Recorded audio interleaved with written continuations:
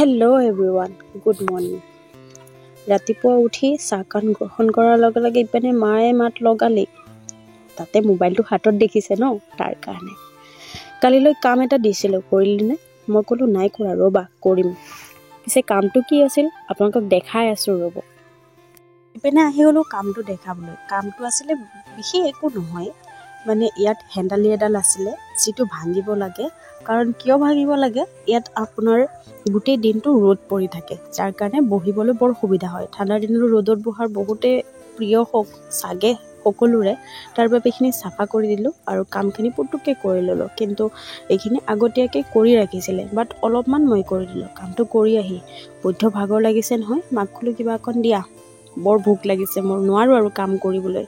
বাট দিলে, চাহ একাপ খাই ল'লোঁ। কিন্তু স্পেচিয়েল মাহঁতৰ চাহকাপ খালে ভাগৰ মৰিয়ে যায় দিয়কচোন। কাম ময়ে কৰি থকা নাছিলোঁ, আৰু এজনী ভণ্টি মোৰে আছিলে। আৰু চাওকচোন মোৰ চাহটো মোৰ লগত খোজকাঢ়িছে। এইপিনে হোৱাই নাই কাম কৰি, জানেনে? এয়া পুটুককৈ অলপমান কাম আছিলে, কৰি ল'লোঁ। আৰু ইপিনে মাছ ধৰাৰ কাৰ্যসূচী আৰম্ভ কৰিলোঁ। বেছি মাছ ধৰিব নোৱাৰিলোঁ, এজনী চেনিপুঠি আছিলে, বিশেষ একো নাছিলে। মাছখিনি পুটুককৈ বাছি কৰি দিলোঁ মাক, আৰু মায়ে খোৱাৰ কাৰণে মায়ে উপযুক্ত কৰি আমাক দিলে। পিছে ভাত পানী খায়ো শান্তি নাই দিয়কচোন, সেই ওপৰলৈ আপুনি যে মাৰ দিওঁ।